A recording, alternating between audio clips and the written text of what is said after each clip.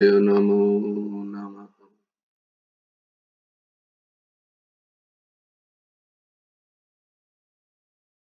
वसुदेवं सुतं देवं कंसचानूरमर्दनं देवकी परमानन्दं कृष्णं वन्दे जगद्गुरुम्। ॐ सच्चिदानन्दरूपाय गुरवे बुद्धिसाक्षिणे श्रीहेमन्ताय वरिष्ठाय नमो अक्लिष्टकर्मणि। ॐ सच्चिदानन्दरूपाय कृष्णाय क्लिष्टकर्मणि नमो वेदान्तवेद्याय गुरवे बुद्धिसाक्षिणे। श्रीकृष्णचैतन्यं भगवन्तं कृपार्णवं प्रेमभक्तिवितारणाथं गौरेशवततारय।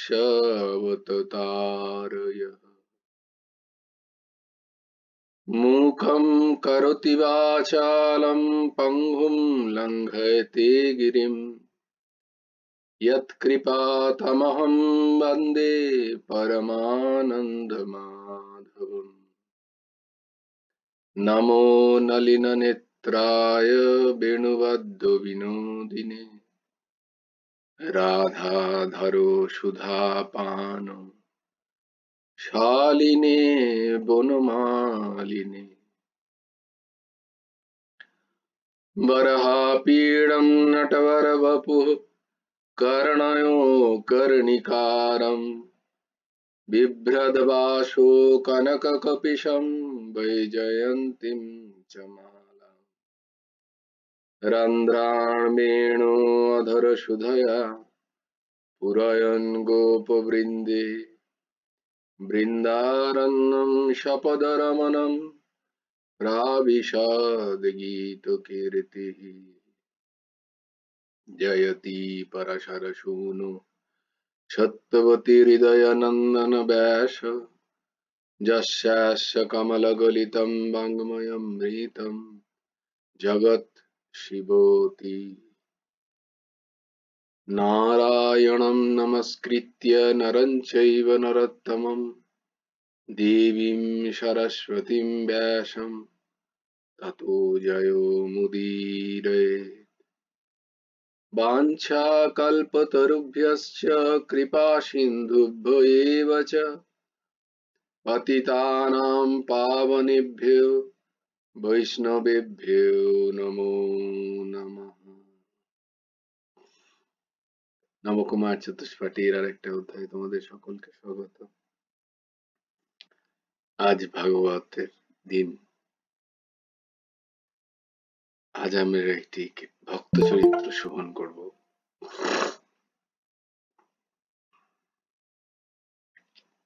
ভক্তের নাম শ্রী দামাজি পন্ত।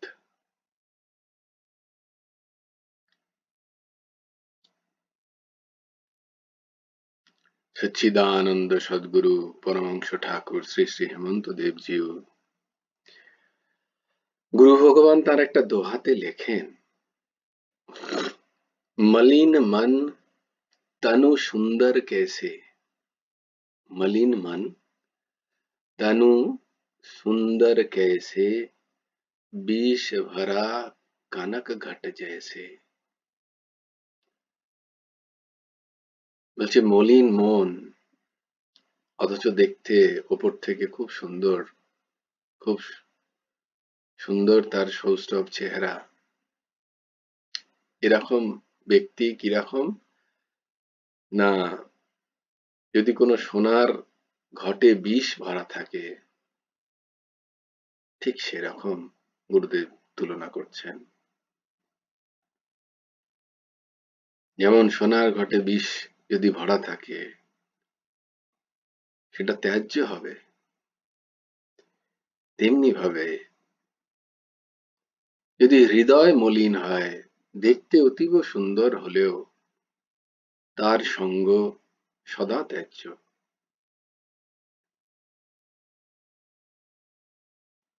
শ্রী রামচরিতমানসে ভক্তপ্রবর তুলসীদাসজি সুন্দরকাণ্ডেও ঠিক একই কথা শ্রী রামচন্দ্র প্রভু বলছেন। निर्मल मन जन सो मोहि पावा, मोहि कपट छल छिद्र न भावा। নির্মল মন যার, সেই আমাকে পায়। যে মনে দয়া নেই, যে মনে দীনতা নেই, যে মনে অপরের দুঃখে কাঁদে না, সে মন ভগবানের ভক্তি পাওয়ার যোগ্য নয়। কপটতা আছে যে মনে, ছলতা আছে যে মনে, যে মন কঠিন, সেই হৃদয় ভগবান বলছেন আমার পছন্দ নয়। এরকমই একজন নির্মল হৃদয়ের ভগবানের অনন্য ভক্ত ছিলেন দামাজি পন্থ। তাকে সবাই দামাজি বলেই ডাকত। তিনি থাকতেন মহারাষ্ট্র যে রাজ্য এখন, তার সোলাপুর নামে একটি জেলা আছে। সেই সোলাপুর জেলার অন্তর্গত মঙ্গল ভেদা নামে একটি গ্রামে, গ্রাম মানে সেটা মফস্বল ছিল।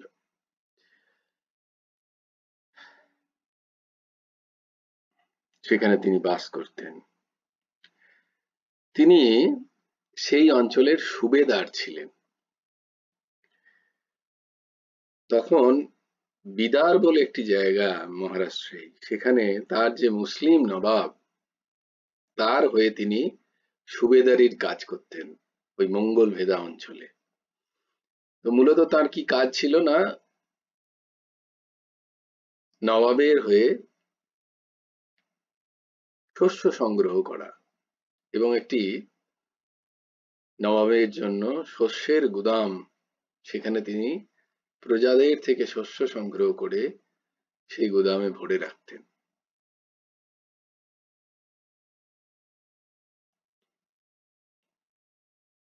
তিনি অত্যন্ত ধর্মপ্রাণ ব্যক্তি, ধর্মভীরু ব্যক্তি।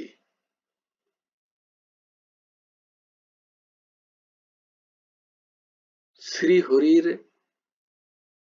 নিরন্তর স্মরণে তার দিন যেত। তার আরাধ্য দেব ছিল পান্ডারীনাথ ও রুক্মিণী ভগবান। পান্ডারপুরে যে পান্ডারীনাথ, সেই পান্ডারীনাথ বিঠ্ঠল বিঠ্ঠল, নিরন্তর তার মুখ দিয়ে বিঠ্ঠল বিঠ্ঠলের নাম উচ্চারিত হতো। অতি ভক্তিমান, সরল প্রকৃতির সাধারণ মানুষ। তিনি মাঝে মাঝে গিয়ে উঠতেন, বিঠ্ঠলা বিঠ্ঠলা বিঠ্ঠলা বিঠ্ঠলা বিঠ্ঠলা বিঠ্ঠলা माझा विठ्ठला, विठ्ठला विठ्ठला विठ्ठला विठ्ठला विठ्ठला विठ्ठला विठ्ठला विठ्ठला विठ्ठला विठ्ठला विठ्ठला माझा विठ्ठल। माझा কথাটা হচ্ছে মারাঠি কথাটা, माझा মানে আমার, माझा माझा विठ्ठला, আমার বিঠ্ঠলা, হে প্রভু তুমি আমার। তিনি বিবাহিত ছিলেন। তার সহধর্মিণীও অতি পতিব্রতা এবং ধর্মপ্রাণা। তারও বিঠ্ঠল রুক্মিণীর প্রতি খুব নিষ্ঠা ছিল। একবার কি হয়, মঙ্গল ভেদা ওই অঞ্চলে প্রচন্ড দুর্ভিক্ষ এবং খরা দেখা দেয়। এতই দুর্ভিক্ষের প্রকোপ যে খাদ্যের অভাবে মানুষ, গবাদি পশু মারা যেতে লাগলো। যখনই দামাজি পন্থ ঘর থেকে বেরোতেন, তখনই দেখতেন একটা, দুটো, তিনটে, চারটে করে সব যাচ্ছে। তিনি জিজ্ঞেস করতেন, এদের মৃত্যুর কারণ কি? তখন লোকেরা বলতো, দামাজি, এই অঞ্চলে চরম দুর্ভিক্ষের প্রকোপ, সাধারণ মানুষের কাছে শস্য নেই খাবারের জন্য। রাজা, নবাব এরা ব্যস্ত তাদের নিজেদের ভান্ডার ভরার জন্য, সাধারণ মানুষের কথা কেউ ভাবে না।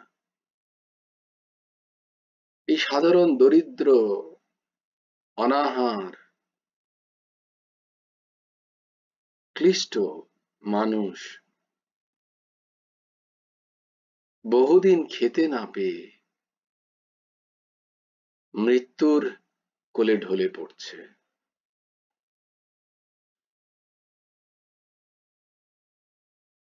দামাজি কি করলেন? তিনি অত্যন্ত ব্যথিত হলেন। ব্যথিত হয়ে তিনি শুরু করলেন তার যা কিছু আছে সব দিয়ে শস্য সংগ্রহ করতেন, শস্য ক্রয় করতেন এবং গরিব, দুঃখী, অনাহারী মানুষদের, দুর্ভিক্ষ পীড়িত মানুষদের দান করতেন।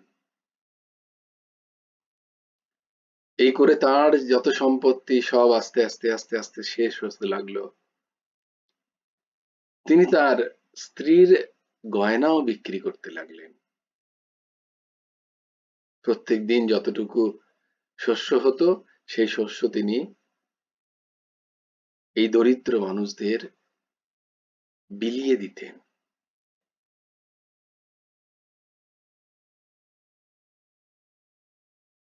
এরকম চলতে লাগলো বেশ কিছুদিন। আস্তে আস্তে আস্তে আস্তে তার যত জমানো সম্পত্তি সেও প্রায় শেষের দিকে, তলানিতে। সেই সময় একদিন একটা ঘটনা ঘটল। এক ব্রাহ্মণ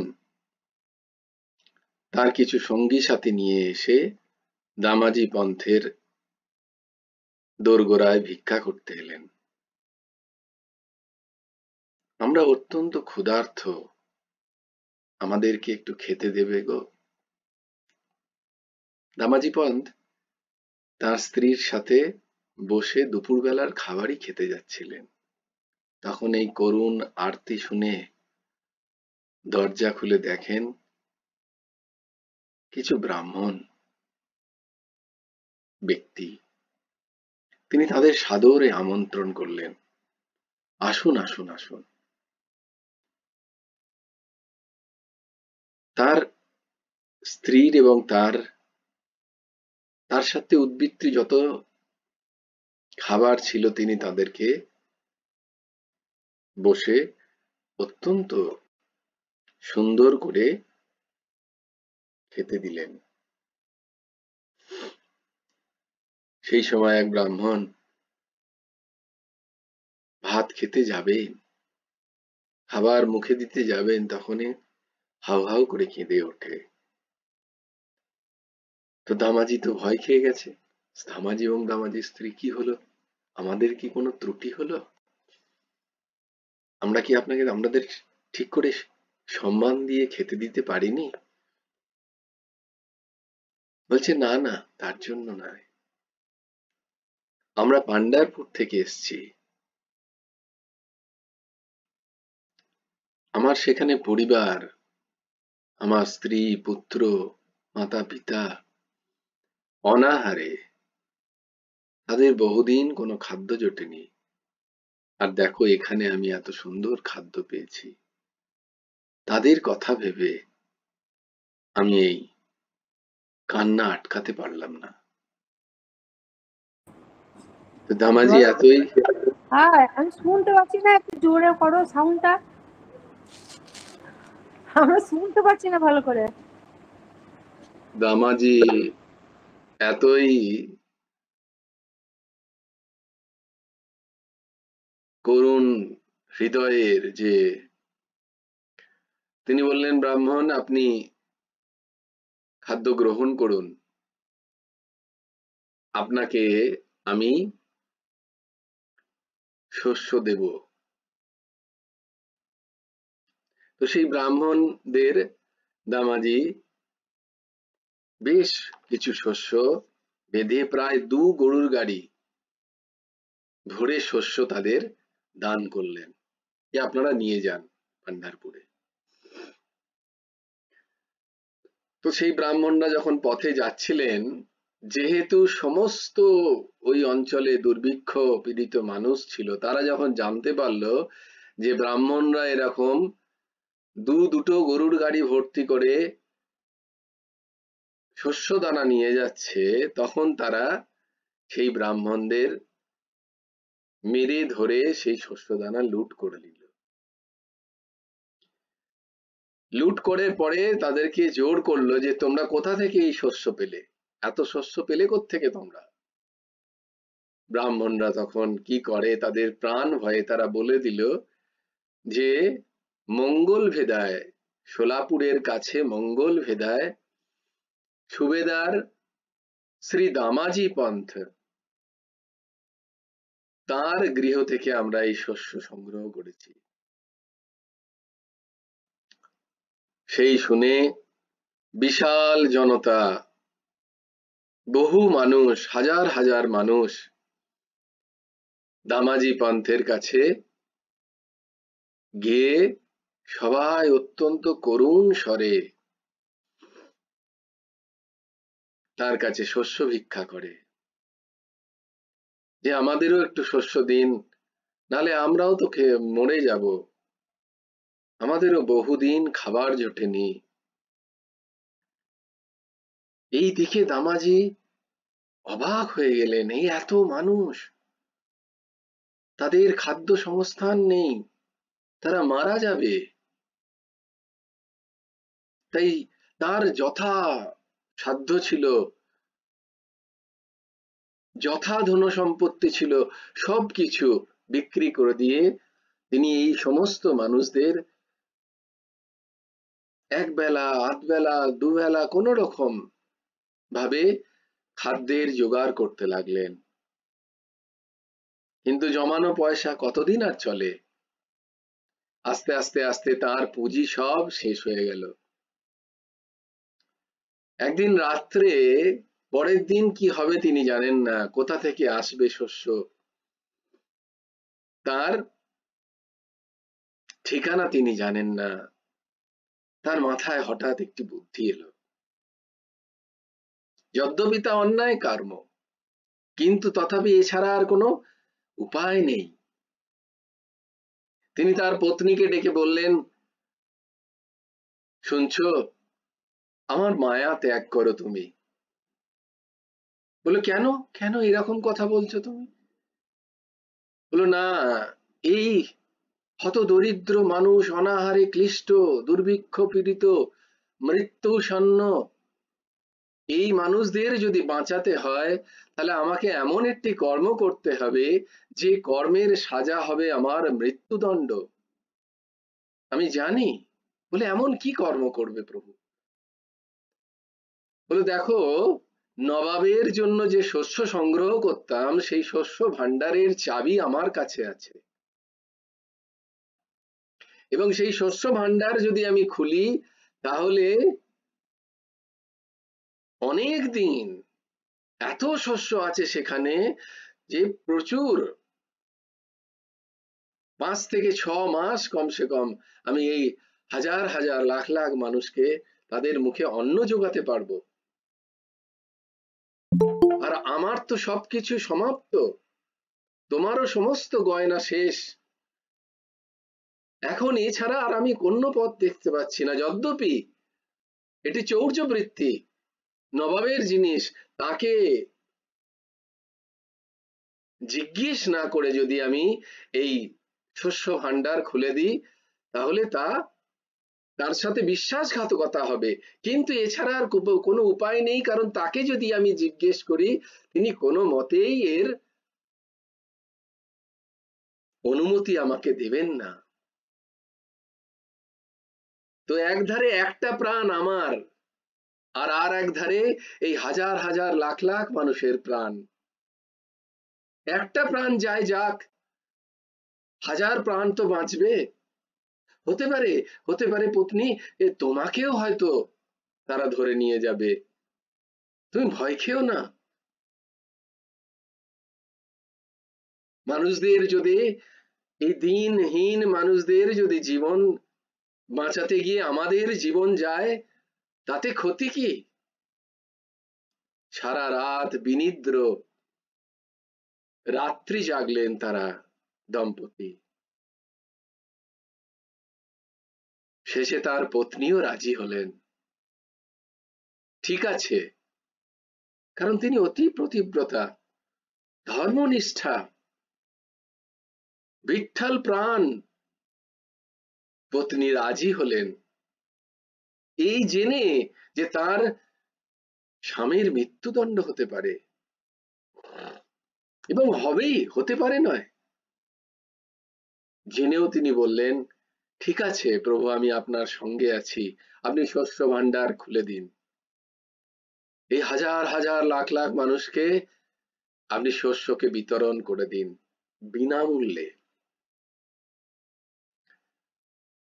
সেই দামাজি পন্থ বিশাল শস্য ভান্ডার চাবি খুলে দিলেন, সবাইকে বললেন, আপনারা নিজেদের নিজেদের চাহিদা অনুযায়ী শস্য সংগ্রহ করুন, এর জন্য কোনো মূল্য চাই না। এবং সবাই সেই শস্য ভান্ডার থেকে শস্য নিতে লাগলো। বলা হয় এত শস্য ছিল যে প্রায় 2-3 মাস মানুষ, প্রচুর মানুষ, লাখে লাখে মানুষও শস্য নিয়ে শস্য ফুরোয় না, এত শস্য ভান্ডারে ছিল শস্য। প্রত্যেকে নিজের নিজের প্রয়োজন অনুযায়ী নিচ্ছিলেন, কিন্তু তাতেও শস্য ফুরোয় না, এত শস্য।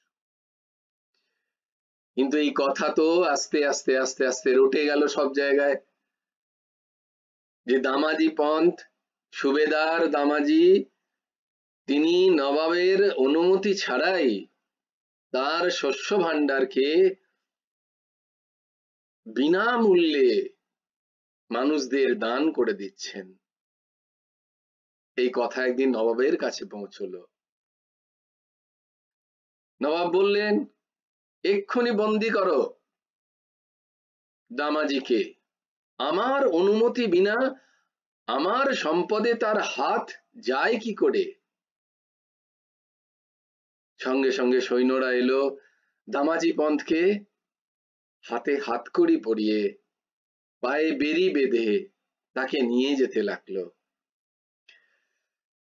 মঙ্গলভেদা থেকে বিদার যাওয়ার রাস্তায় পান্ডারপুর পড়ে, যেখানে পান্ডারীনাথ আছেন, বিঠ্ঠল আছেন, রুক্মিণী দেবী। দামাজি পন্থ সৈন্যদের অনুরোধ করলেন হাত জোড়ে, অত্যন্ত বিনয়ের সাথে, তোমরা আমার একটা শেষ ইচ্ছা রাখবে? বলুন। দেখো, এই যে তোমরা আমাকে নিয়ে যাচ্ছ, এতে তো নবাব আমাকে মৃত্যুদণ্ড দিয়ে শুলিতে চড়াবেই, এতে কোনো সন্দেহ নেই, আর তা যথাযোগ্য শাস্তিও, কারণ আমি বিনা অনুমতিতে ওই শস্য ভান্ডার দান করেছি, বিনামূল্যে সবাইকে বিলিয়ে দিয়েছি, এটা আমার গর্হিত কাজ, আমি জানি, আমার তাতে কোনো দুঃখ নেই, মৃত্যুদণ্ড আমার আসন্ন, কিন্তু একটি অনুরোধ আছে, আমার শেষ ইচ্ছা, আমার প্রাণ সখা, আমার প্রাণ বল্লভ, আমার জীবন ধন পান্ডারীনাথ ভগবানের আমি একবার দর্শন করতে চাই। এই রাস্তাতেই পড়ে, ওই তো দেখতে পাচ্ছি তার মন্দির, আমাকে একবার তার দর্শনের অনুমতি দিন। আমি বিঠ্ঠল রুক্মিণীকে একবার দর্শন করেই আবার আপনাদের সাথে চলে যাব, আমি কথা দিচ্ছি।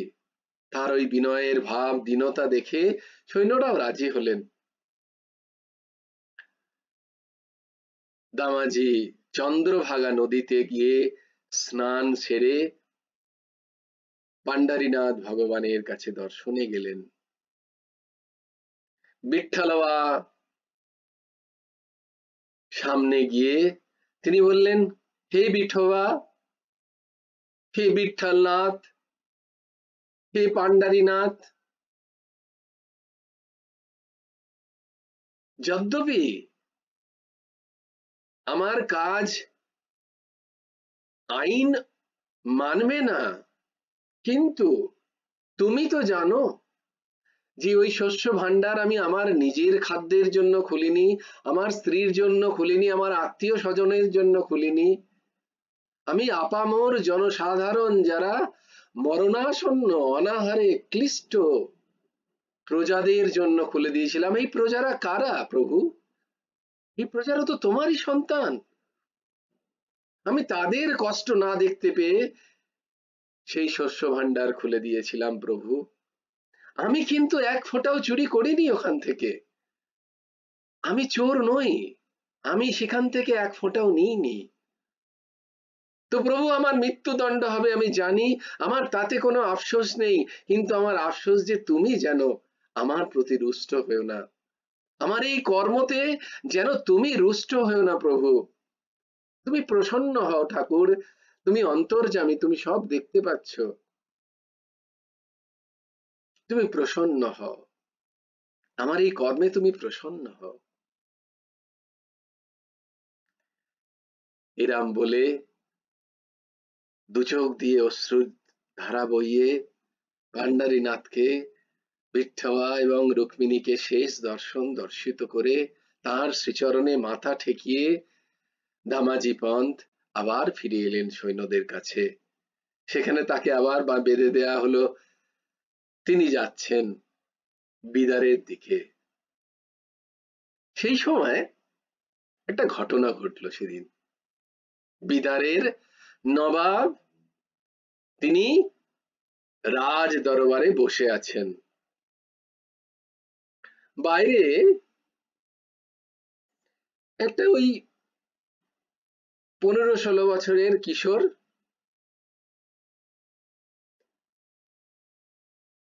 অদ্ভুত দর্শন, খাটো ধুতি, একটা খাটো জামা, সুন্দর তিলক সেবা করে আছেন। নব জলধর শ্যাম ও কান্তি তার রূপ, যে দেখে সেই আর চোখ ফেরাতে পারে না। অরুণ বিম্ব ফলধর স্টাত, পূর্ণেন্দু সুন্দর মুখাদ অরবিন্দ নেত্রাত, অরবিন্দ নেত্রাত, তার নেত্র পদ্ম ফুলের পাপড়ির মতো, ঠোঁট একদম লাল, অদ্ভুত দৃষ্টি, মুখচন্দ্রিমা যেন পূর্ণ চন্দ্রমা সেখানে বসানো আছে, এতই তার উজ্জ্বলতা। যে দেখে সেই পাগল হয়ে যায়, বলে এত সুন্দর দর্শন, এই বালক কোথা থেকে এলো, আগে তো কখনো দেখিনি। একটু টেরা টেরা চাল, সুললিত ভঙ্গ, সবাই মোহিত হয়ে যাচ্ছে তাকে দেখে। বলে কে? রাজ দরবারের দিকে এগিয়ে যাচ্ছে, কোনো ভয় নেই, ডর নেই। প্রহরীরা বলে, এই দাঁড়াও, এ তুমি? বলো আমাকে চেনো না? বলে খালি একটু তিরছা নজর লাগিয়েছেন তাদের দিকে। যেই সোজা দেখেন না তিনি, কখনো সোজা দেখেন না, এরকম ঘুরে দেখেন সব সময়, তিরছা নজর। দেই প্রহরীদের তিরছা নজর দিয়েছেন, ব্যাস প্রহরীদের তো সব শেষ। তারা বলেন আমাদের ইচ্ছা তো নেই যে তোমাকে বলি তুমি ভেতরে যাও, কারণ নবাবের বারণ আছে কোনো অচেনা ব্যক্তিকে যাতে ভেতরে না ঢুকতে দেয়া হয়, কিন্তু তোমাকে না দেখেও আমরা থাকতে পারছি না, কি অদ্ভুত দর্শন তোমার, কি অদ্ভুত, মনে হচ্ছে যেন তোমাকে ধরে নি, তোমার সাথে তোমাকেই দেখতে থাকি। আচ্ছা আচ্ছা, বেশ বেশ, যাও যাও যাও, ভেতরে যাও ভেতরে যাও।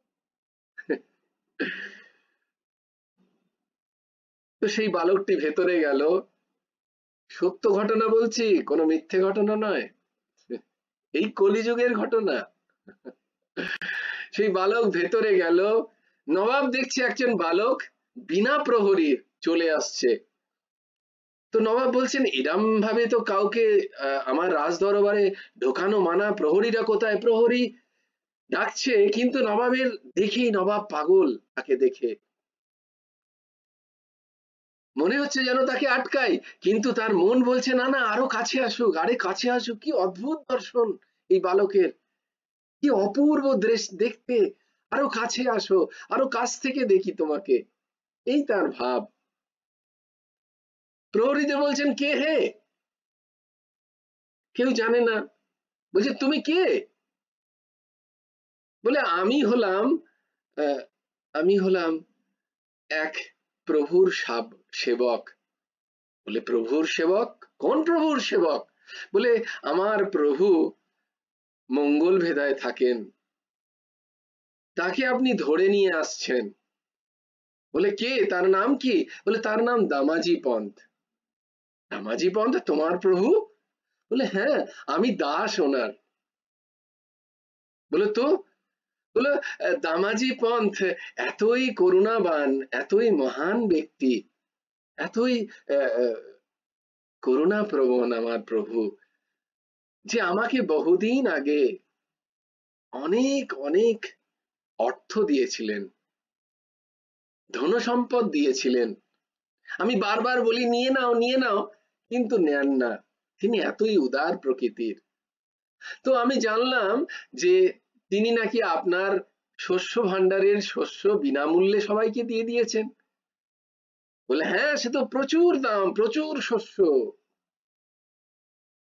বলে না না, আমার কাছে ওই শস্যের দাম আছে, সেটা দামাজি পন্থেরই আমাকে দেওয়া, আমি আপনাকে দিয়ে দিতে চাই, আপনি ওকে ছেড়ে দিন, ওকে মৃত্যুদণ্ড দেবেন না, উনি আমার প্রভু হন, উনিই আমাকে দিয়েছিলেন, ওনারই জিনিস আমার কাছে রাখা আছে, আপনাকে আমি দিয়ে দেবো। বলে তুমি একটা বাচ্চা ছেলে, এই দেখছি তোমার কাছে কিছুই নেই, তুমি কোথা থেকে দেবে? ও তো একজন রাজাও, সেও তার সম্পদ লুটিয়েও অত শস্যের দাম দিতে পারবে না, এতই দাম তার, কোথা থেকে পাবে তুমি, একটা বাচ্চা ছেলে? বলছে দেখুন না, আমার একটা ছোট পোটলা আছে, ছোট্ট একটা পোটলা বার করেছে, এইটুকু। বলে এই পোটলাতেই আছে আপনার ওই অত শস্যের দাম। গোটা রাত সবাই সবাই হা হা করে হাসছে ছেলের কথা শুনে। বলে এইটুকু পোটলায় কি আমার আছে?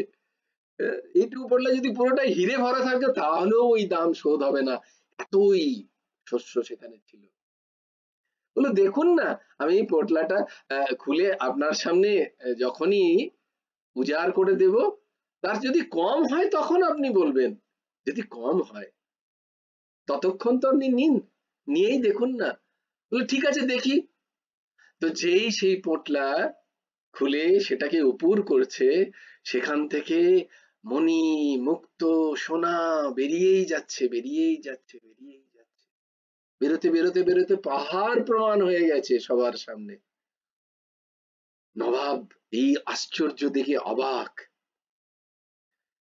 বলে থাক থাক থাক থাক, এই এত জিনিস, এ তো আমার যত শস্য ছিল না ওখানে, তত তোমার সোনা দানা গয়না এখানে তুমি হাজির করলে, আর এই চমৎকার। বলে না না, এটা চমৎকার নয়, এই পোটলা আমাকে আমার প্রভুজি দিয়েছেন, দামাজি পন্থ। আপনি খুশি তো? আপনি পেয়ে গেছেন তো এই দাম? বলে হ্যাঁ, হ্যাঁ, হ্যাঁ, এ তো আমার দামের থেকেও অনেক বেশি। বলে আপনি খুশি? বলে হ্যাঁ খুশি। তাহলে আপনি আমার প্রভুকে এক্ষুনি মৃত্যুদণ্ড থেকে ছাড়িয়ে দিন। বলে নিশ্চয়ই। বলে একটা জায়গায় লিখে দিন যে দামাজি পন্থ আমার শস্য ভাণ্ডার থেকে যত শস্য বিনামূল্যে প্রজাদের বিতরণ করেছিল সেই সমস্ত শস্যের দাম আমি পেয়ে গেছি এবং দামাজিকে আমি মৃত্যুদণ্ড থেকে রেহাই দিচ্ছি বলে একটু লিখে দিয়ে সই করে দিন। বলে হ্যাঁ হ্যাঁ নিশ্চয়ই। নবাব সই করে দিলেন ওই লিখে।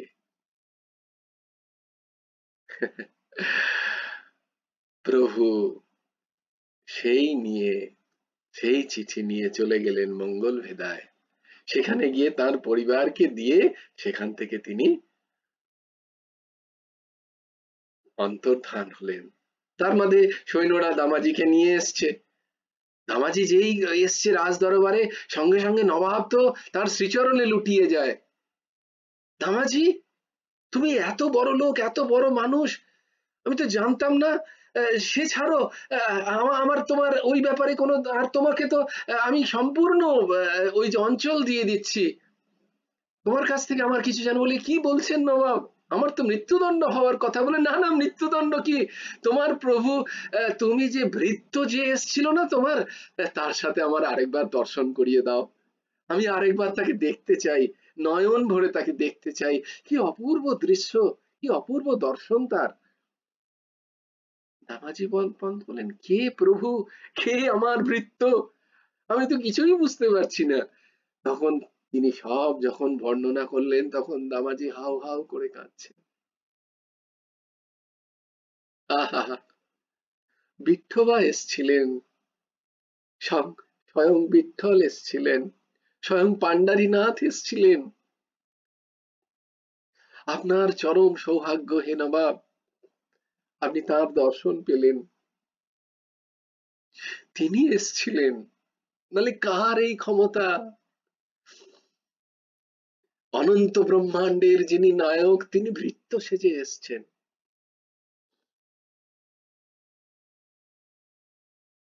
তাহলে কার ক্ষমতা প্রভু? আমার কোনো ভৃত্য নেই কখনো, আমি তো তার দিনাতি দিন সেবক। তিনি এসছিলেন। নবাব অবাক হয়ে গেলেন দামাজির ভক্তি দেখে, ভক্তির প্রগাঢ়তা দেখে, গভীরতা দেখে, তার দীনতা দেখে নবাব অবাক। আহা দামাজি, তুমি ধন্য, তোমার জন্য পান্ডারীনাথ এই বেশে আমার সামনে এসেছিলেন। অদ্ভুত দামাজি, তুমি মুক্ত, কিন্তু যদি কখনো সুযোগ হয় আমাকে আবার একটু দর্শন করিও তার। সে কি অপূর্ব দর্শন, চোখ ফেরানো যায় না, এখনো আমার চোখে লেগে আছে সেই কিশোর মূর্তি। দামাজি বললেন নবাব, আমার একটি অনুরোধ আছে, যদি রাখেন। বলে হ্যাঁ বলো দামাজি। বলে আমাকে আমার আপনার সুবেদার পদ থেকে রেহাই দিন, আমি আমি আর আপনার চাকরি করতে চাই না, আমি সেই প্রভুর চাকরি করতে চাই। আমি মিরাজির মতো বলতে চাই, চাকর রাখো জি, চাকর রাখো জি। আমি আর কোনো প্রাকৃত নবাব রাজাদের চাকর নই ঠাকুর, আমাকে রেহাই দিন। বলে নবাব বললেন দামাজি, তোমার যা ইচ্ছা, তোমার ভক্তির প্রগাঢ়তায় প্রভু যদি আসতে পারেন, তাহলে জানি তুমি কি স্তরের ভক্ত, আমি জানি, বুঝতে পেরেছি। এই অনন্য ভক্তি দিয়ে প্রভুকে জেতা যায়, এই নিষ্কাম ভক্তি প্রভুকে দাস বানিয়ে দেয়।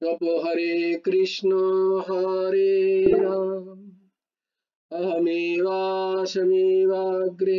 नान्यद् यद् सत् सत् परम् पश्चादहं यदेतच्च योऽवशिष्येत सोऽस्म्यहम् ऋतेर्थं यत् प्रतीयेत न प्रतीयेत चात्मनि तद्विद्यादात्मनो मायां यथासो यथा तमः यथा महन्ति भूतानि भूतेषु चावचेषु अविष्टान्यप्रविष्टानि तथा तेषु न तेष्वहम् एतावदेव जिज्ञास्यं तत्त्वजिज्ञासुनात्मनः अन्वयव्यतिरेकाभ्यां यत् सर्वत्र सर्वदा वंशी विभूषितकरन्नवनीरुदाभात् पीताम्बरादरुणबिम्बो फलधरोष्टात् पूर्णेन्दुसुन्दर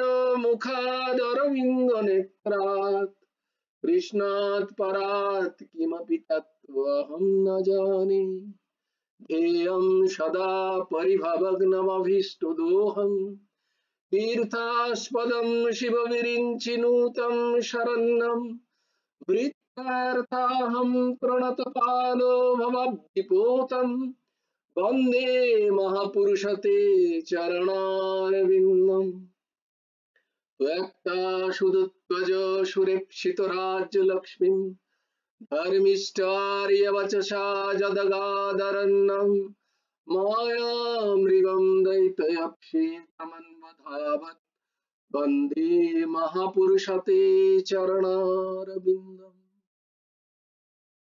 यस्य प्रसादाद् भगवत्प्रसादो यस्य प्रसादात् न गति कुतोऽपि दैयं स्तवं तस्य यशः त्रिसन्धं वन्दे गुरो श्रीचरणारविन्दम् नमो ब्रह्मण्यदेवाय गोब्राह्मणहिताय च जगद्गीताय कृष्णाय गोविन्दाय नमो नमः। जय जय श्री राधे जय जय श्री राधे जय जय श्री राधे। हरि बोलो हरि बोलो हरि हरि बोलो। जय गुरुदेव जय गुरुदेव जय गुरुदेव। जय जय परमहंस ठाकुर श्री श्री हेमंत देव जिउर जय। जय गुरु राधेश्याम। श्री गुरार्पणमस्तु श्री हेमंत देवार्पणमस्तु।